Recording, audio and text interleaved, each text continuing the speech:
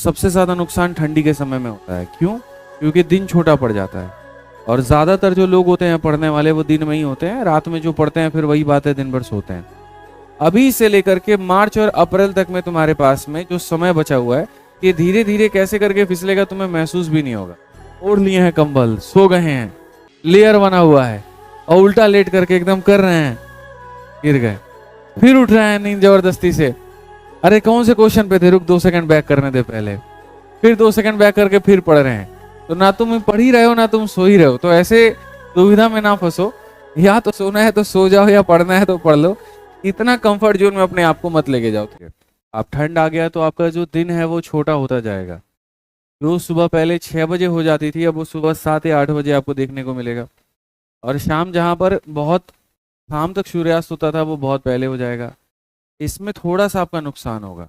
बच्चों का जो मतलब अक्सर होता है वो सबसे ज़्यादा नुकसान ठंडी के समय में होता है। क्यों? क्योंकि दिन छोटा पड़ जाता है और ज़्यादातर जो लोग होते हैं पढ़ने वाले वो दिन में ही होते हैं, रात में जो पढ़ते हैं फिर वही बात है, दिन भर सोते हैं। लाइब्रेरी भी इनफैक्ट जल्दी बंद हो जाएगी, ज़्यादा देर तक तुम नहीं पढ़ सकते। तो अब एक काम करना, जैसे तुम्हारे पास अगर दिन शॉर्ट है और रात मान लीजिए यहाँ पर बड़ा है, तो अपने जो स्लीपिंग आवर्स है पहले तो उनको फिक्स रखो। तुम चाहे ठंडी का दिन है, बरसात का दिन है, गर्मी का दिन है, अगर आप मेरे भाई 7 घंटा सोते हैं तो आप अपना 7 घंटे ही सो, ठीक है। और जो बाकी घंटा है आप उसको अपने पढ़ाई में दीजिए। अब पढ़ाई में देने के लिए भी मान लो कि लाइब्रेरी तुम्हारा जल्दी बंद हो गया तो तुम रूम पर आकर के पढ़ लो। अब इसमें यहाँ एक सवाल था कि नींद बड़ा जल्दी आ जा रहा है भाई, अब बिस्तर भी है, रजाई भी है, बढ़िया है ना वहाँ, तो तुम बेड पर मत पढ़ो, मत पढ़ो, मैं बता रहा हूँ बेड पर मत पढ़ो।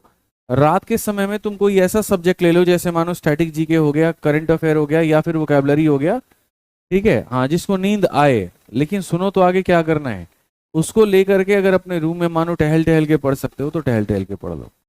थोड़ी देर नींद भगाने का वहां पर काम करो।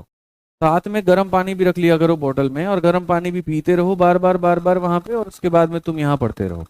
अगर अकेले रहते हो तो अपने रूम में जोर जोर से बोल के पढ़ना शुरू करो, ठीक है। और थोड़ा सा भी हो सकता है तुम्हें ठंड लगे, बट बेड की आदत किसी भी हाल में छोड़ देना।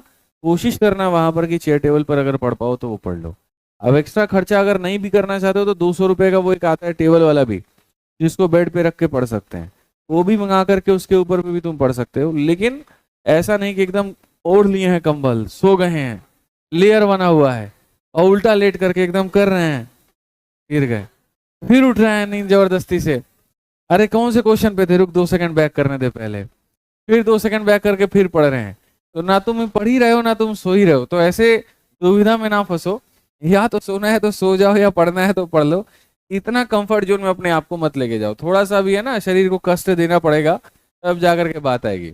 अब कष्ट का मतलब ये नहीं कि रस्सी लेके मार रहे हैं खुद को, ये 10 कोड़े मार रहे हैं यहाँ पर कि सर ने कहा कष्ट देने को तो करेंगे, वो वाला कष्ट नहीं चाहिए।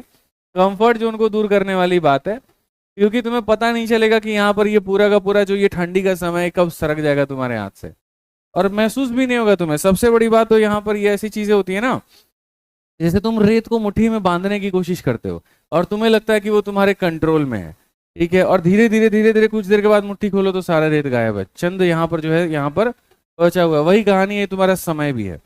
अभी से लेकर के मार्च और अप्रैल तक में तुम्हारे पास में जो समय बचा हुआ है, ये धीरे धीरे कैसे करके फिसलेगा तुम्हें महसूस भी नहीं होगा। और जहां तुम जितना अपनी कैपेसिटी का पढ़ सकते थे उतना तुम नहीं पढ़ पाओगे। तो रेत को भी मुट्ठी में रोकने का तरीका है, बस क्या कर दो, वहां पर पानी गिरा दो, जम जाएगा, बॉन्डिंग अच्छी हो जाएगी तो फिसलेगा नहीं।